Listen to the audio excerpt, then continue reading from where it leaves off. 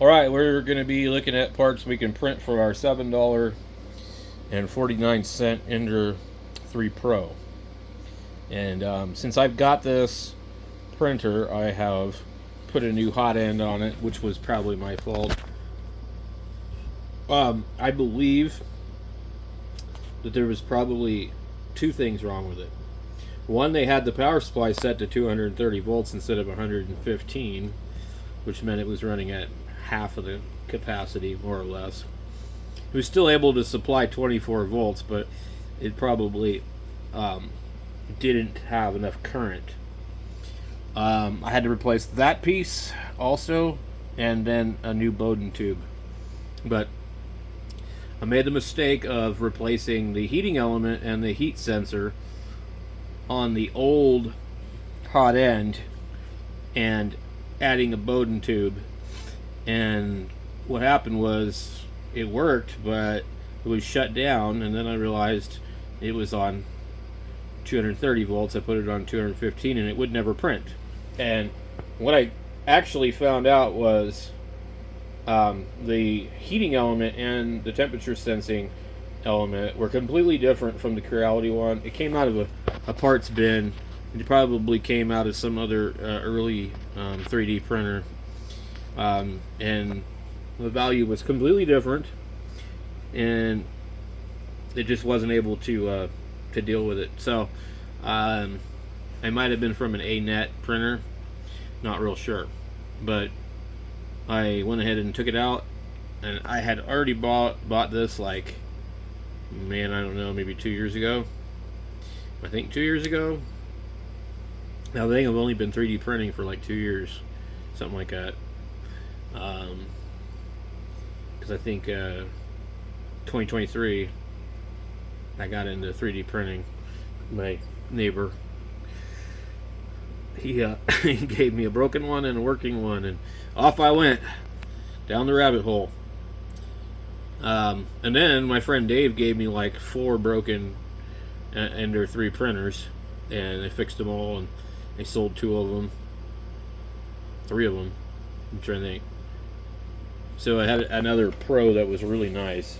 Dave did a lot of stuff to it. He put the BL Touch on it, and didn't have dual Z screws. It wasn't direct drive, but it had a newer computer, a newer display, which is really kind of expensive on these. A Noctura fan on the front, which honestly don't know why you would do that, because the front fan isn't the one that's noisy, it's the side one that makes the noise. But anyway, Dave did all that, and that printer had a bad computer in it, I think. I can't remember.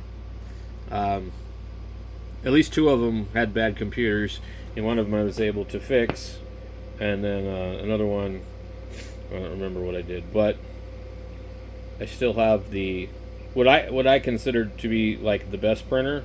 I kept the Ender 3 Neo and the Sonic Pad, and then that one I've modified. But the Neo is quite a bit different. Like, it doesn't have the same extrusional rails. They don't have these divots in them, which I prefer. I don't like this style here. They do have the divots in the sides, but it's just different. So so this is an Ender 3 V2 Neo, and usually they're really not that cheap, so you're actually better off to buy something like this SV07, which is now down to $179. And this is one of my printers that I use all the time, because I can come over here and print my parts on it, step away from it, monitor it over here, and I've got Clipper running, and I've got a webcam. I just took like the cheapest webcam I had that was no good for doing live streaming or anything, and I put it right here. You can see it's a really crappy Logitech, you know, the ball style webcam. And so that is basically, I use that for all the PLA printing. And then over here I've got the Neptune 4, which I do the, let me get this open, PLA printing, or excuse me, PETG. I do have a roll of ABS. I've never done ABS. So anyway, this is where that one resides. And I got rid of 3 different printers, which the 2 that Coaston gave me, I gave away to people I knew. And then I had bought a Sunlu S9 Plus, and I had fun with that printer. I paid a little too much money for it. I paid $189. I think I sold it, got my $100 back out of it, but you know, if you get half of your money back out of some of these things, you're pretty lucky. Because I mean, like this Neptune 4 Pro, I paid $400 for it, and then that Solval I paid $300. Well, the Neptune's about $250. The Solval is $179.